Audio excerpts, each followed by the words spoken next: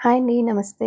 ఈరోజు అరటి పువ్వు పచ్చడి చేస్తున్నాను. ప్రతి పువ్వుకి స్టిక్ లాంటిదొకటి, ఒక పొర లాంటిదుంటది. ఆ 2 తీసేసుకోవాలి. ముందు రోజే బాగు చేసి ఉంచుకున్నాను. ఇప్పుడు పల్చటి మజ్జిగలో ఉప్పు కలిపి, ఈ పువ్వంతటిని కూడా కాసేపు నానబెట్టి, తర్వాత కడిగేసుకోవాలి. ఏమైనా జిగురున్నా పోతుందన్నమాట.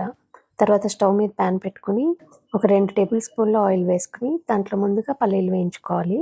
పల్లీలు వేగిపోయిన తర్వాత, దీంట్లోకి నువ్వులు కూడా వేసుకొని వేయించుకోవాలి. వీటిని చల్లారిన తర్వాత మిక్సీలో పొడి చేసుకొని ఉంచుకోవాలి. ఇప్పుడు అదే ప్యాన్‌లోకి శనగపప్పు, తర్వాత ఆవాలు, జీలకర్ర, కరివేపాకు, ఎండుమిర్చి వేసుకోవాలి. ఎండుమిరపకాయలు నేను 2 వేశానండి. చాలా ఘాటు ఎక్కువున్నాయి. కావాలంటే పచ్చిమిరపకాయలు కూడా వేసుకోవచ్చు.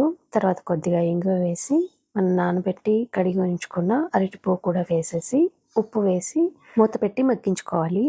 ముందే ఉప్పు వేసేసాం కాబట్టి నీరొచ్చేసి బాగా మగ్గుతుంది. దీంట్లోకే చిక్కగా తీసిన చింతపండు గుజ్జు వేసుకోవాలి. చింతపండు గుజ్జు అనేది కొంచెం ఎక్కువే పడుతుందండి.